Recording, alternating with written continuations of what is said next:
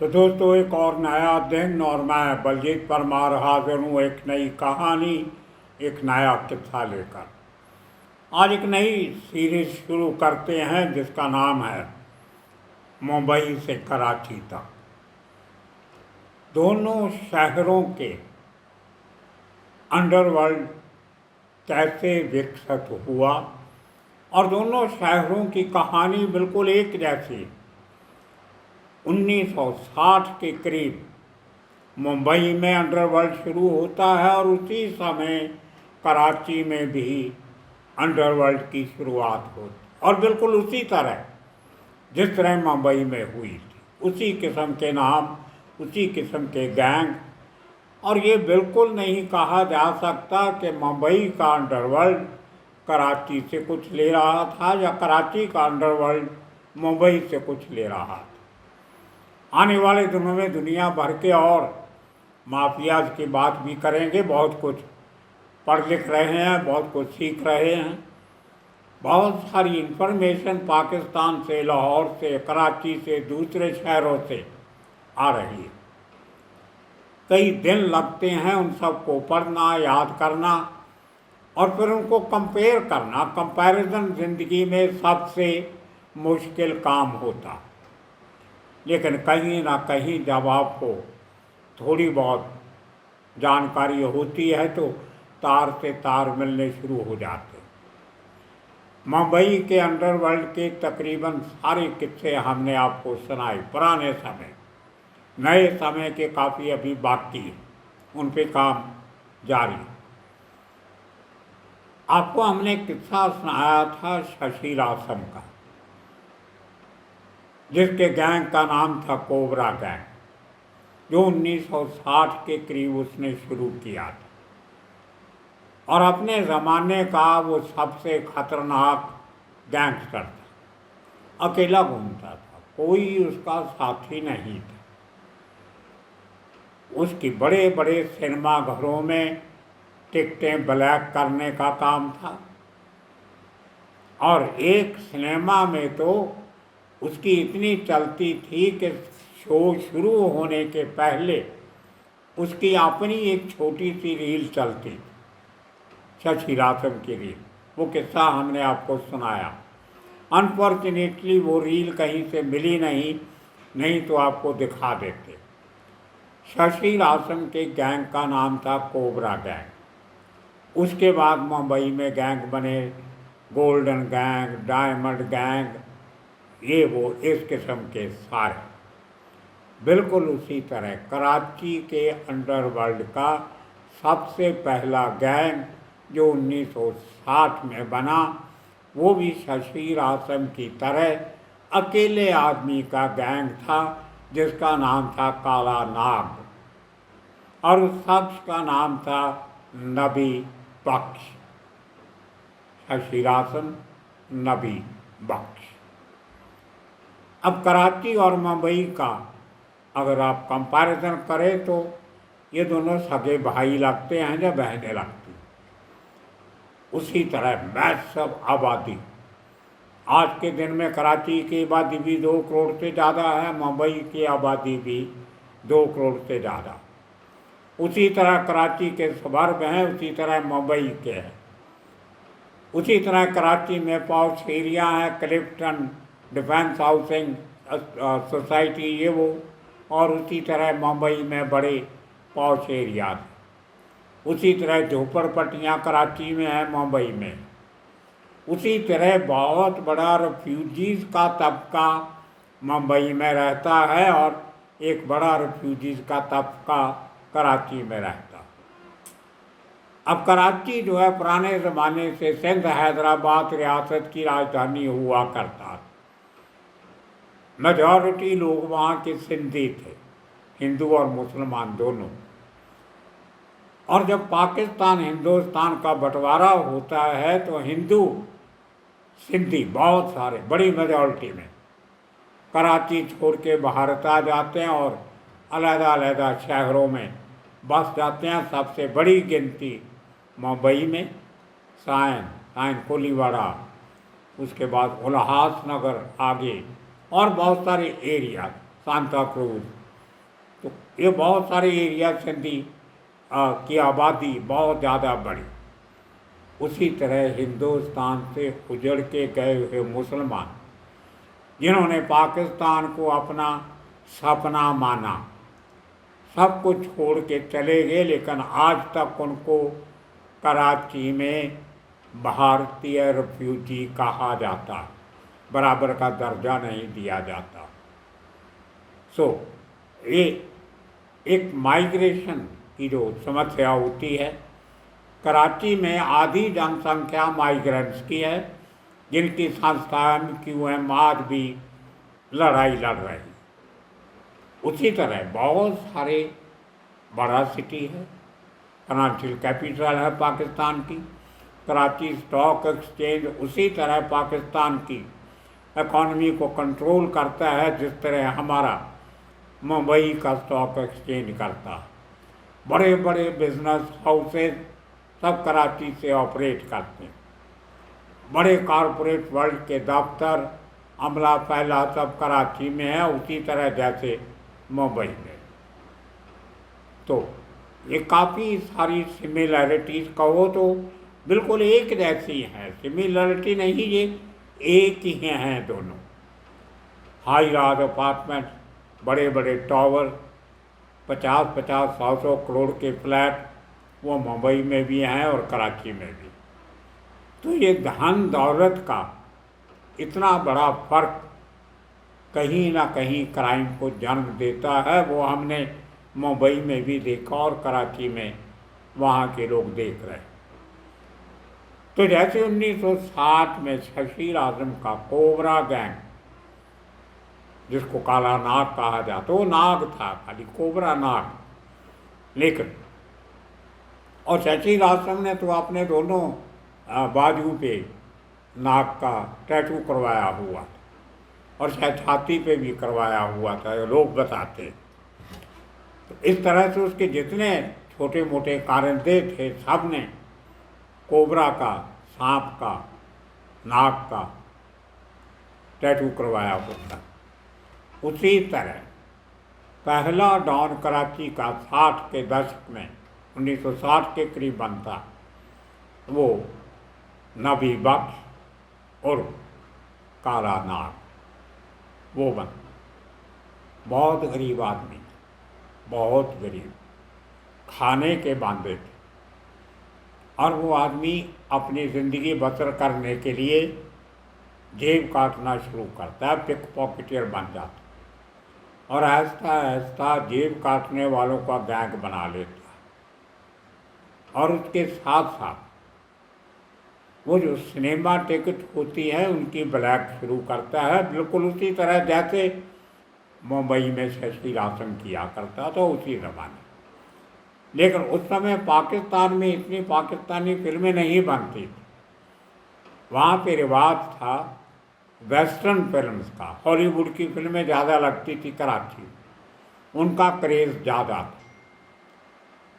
तो उसके साथ आहिस्ता आहिस्ता उसने करते करते पिक पॉकेटियर्स का, जेब कतरों का गैंग बनाया, और साथ साथ हशीश का धंधा शुरू कर दिया।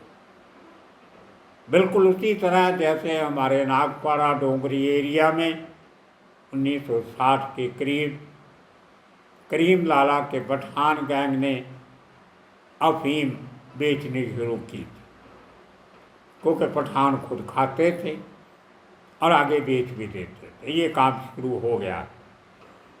उसके बाद चर्च का धंधा शुरू हुआ, वहीं डोंगरी और नागपाड़ा,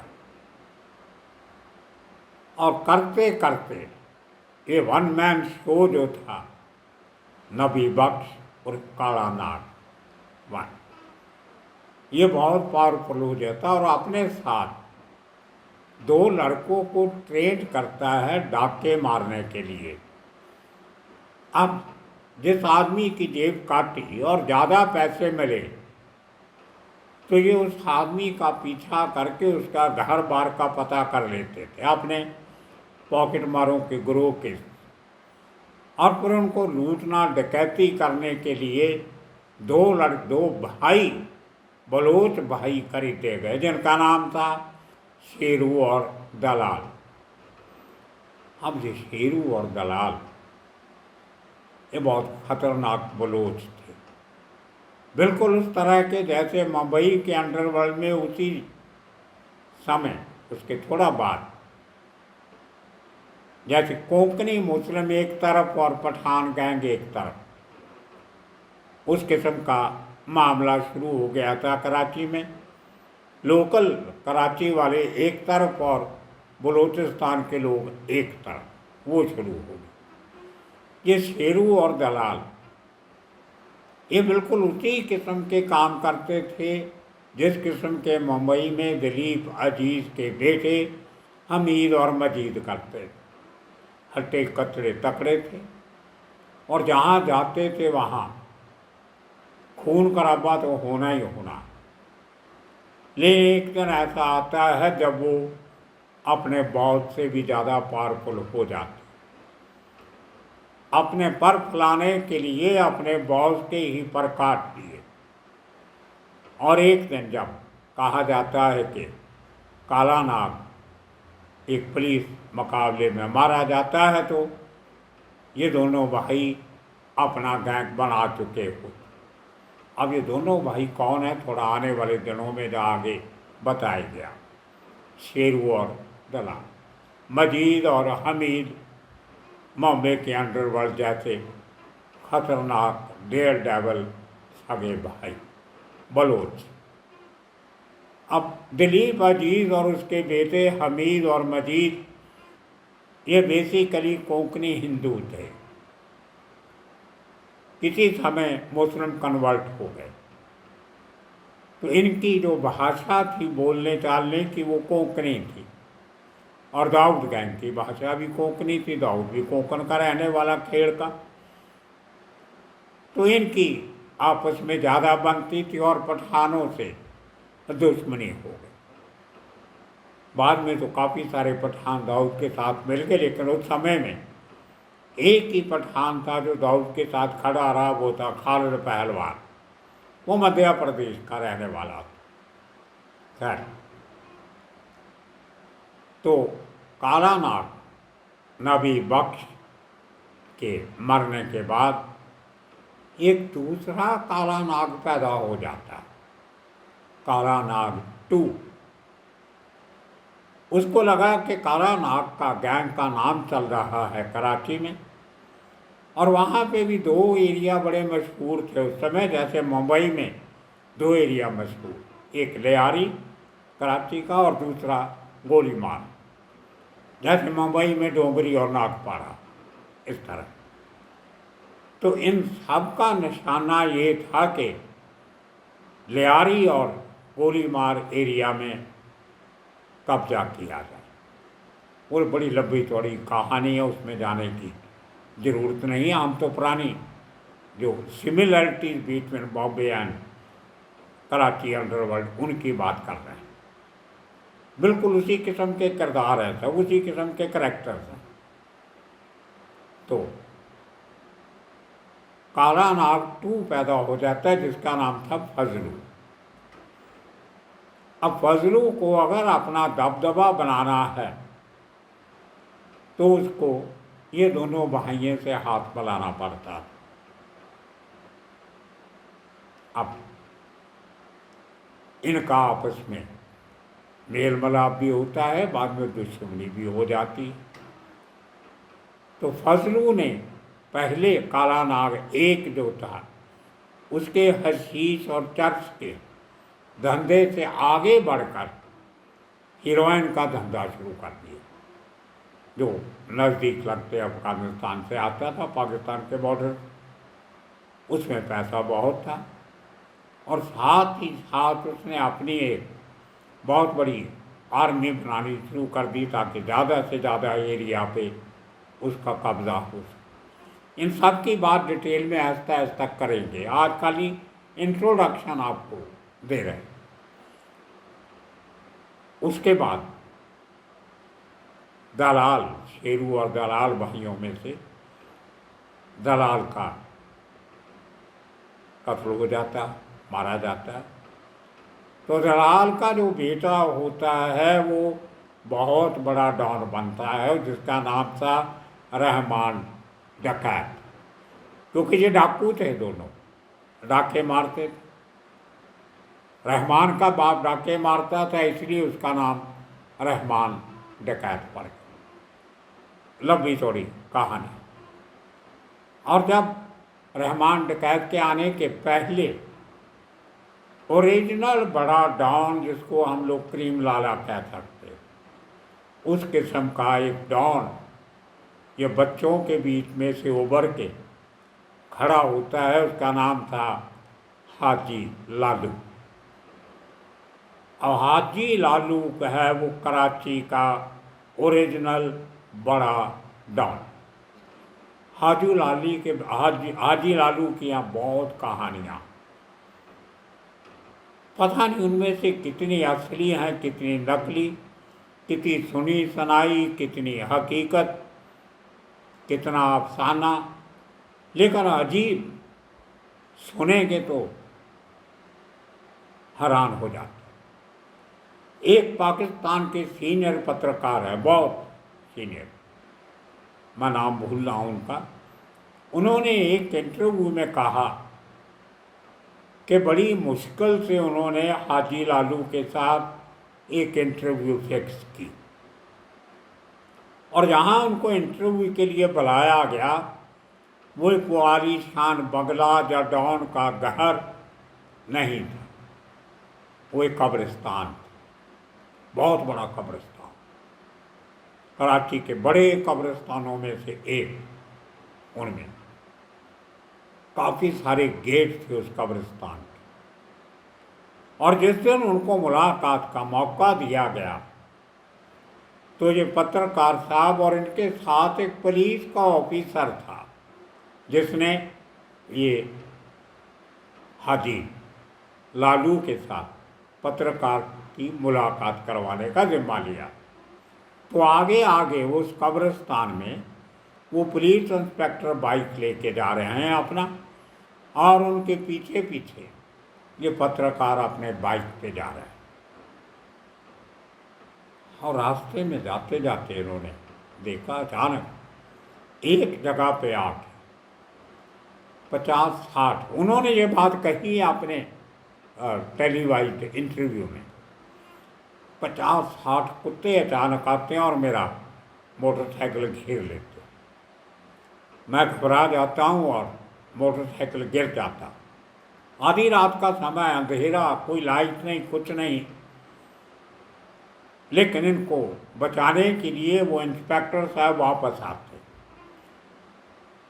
और उन कुत्तों को कहते हैं कि शांत, चुप, यह हाजी साहब के मेहमान हैं, और कुत्ते एक एक करके वापस चले जाते हैं। हाजी लालू का नाम सुन के कुत्ते रास्ता छोड़ देते हैं, और ये पत्रकार साहब अपना बाइक स्टार्ट करके फिर इंस्पेक्टर के पीछे पीछे कब्रिस्तान के ऐसे हिस्से में पहुंचते हैं जहां हर कब्र के इर्द गिर्द 15-15, 20-20 लोग बैठे,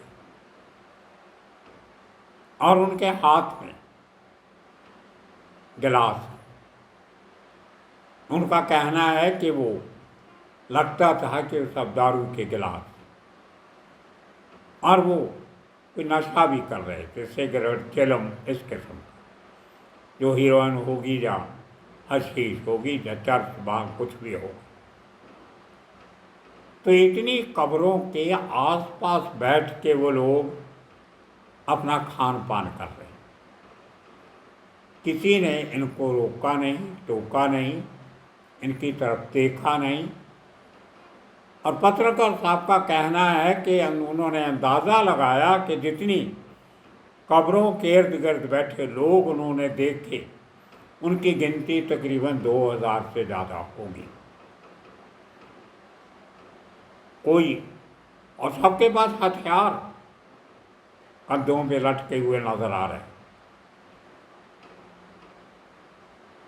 कमाल, ऐसा सीन हमने मुंबई के अंडरवर्ल्ड में आज तक नहीं देखा। और उसके बाद उनकी हाजी साहब से मुलाकात हुई, हाजी लालू। और जिस कमरे में मुलाकात होती है उस कमरे में 20-22 पुलिस वाले बैठे हो, और वो पत्रकार को कहते हैं कि आप बैठिए, हम कुछ बिजनेस की बात कर रहे हैं, आप सुन सकते हो, मुझे कोई एतराज़ नहीं।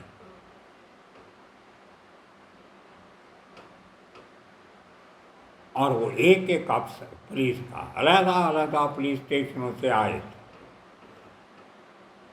वो अपने उस पुलिस स्टेशन में बने रहने के लिए हाजी साहब को अपना अपना अमाउंट बता रहे थे कि हाजी साहब इतने पैसे मैं आपको दिया करूँगा हर महीने, आप मेरी यहाँ से बदली मत करवाना, मुझे गोली मत मरवाना, मेरे घर पे फायरिंग मत करवाना, मेरे बीवी बच्चों की हिफाजत करना, मैं आपकी सेवा करूँगा, खिदमत करूँगा, और इतने पैसे आपको हर महीने दिया करूँ। और उसके बाद वो सब लोग बाहर जाते हैं और एक कब्र के पास बैठ के वो भी वही काम करते हैं जो 2000 के करीब हाजी लालू के लोग कर रहे। उसके साथ बातचीत में हाजी लालू पत्रकार को कहते हैं कि आपने सुना है, लिखा है, मैं जानता हूँ आपको, कि जो गैंगस्टर होते हैं, अंडरवर्ल्ड के डॉन होते हैं, वो पुलिस को पैसा देते